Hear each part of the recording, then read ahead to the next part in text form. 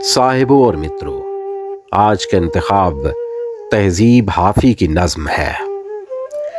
जब वो इस दुनिया के शोर और खामोशी से कता ताल्लुक हो के इंग्लिश में गुस्सा करती है, मैं तो डर जाता हूँ, लेकिन कमरे की दीवारें हंसने लगती हैं।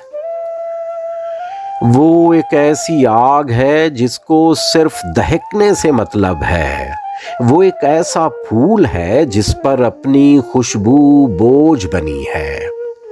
वो एक ऐसा ख्वाब है जिसको देखने वाला खुद मुश्किल में पड़ सकता है। उसको छूने की ख्वाहिश तो ठीक है, लेकिन पानी कौन पकड़ सकता है? वो रंगों से वाकिफ है, बल्कि हर एक रंग के शिजरे तक से वाकिफ है। उसको इल्म है कि इन ख्वाबों से आंखें नीली पड़ जाती हैं।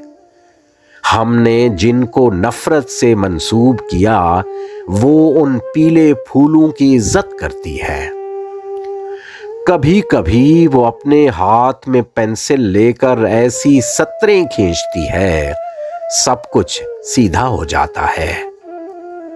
वो चाहे तो हर एक चीज को उसके असल में ला सकती है।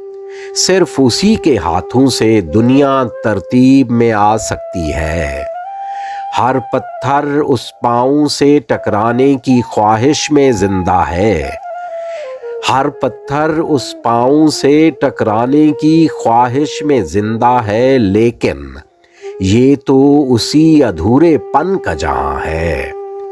हर पिंजरे में ऐसे कैदी कब होते हैं? हर कपड़े की किस्मत में वो जिस्म कहाँ है?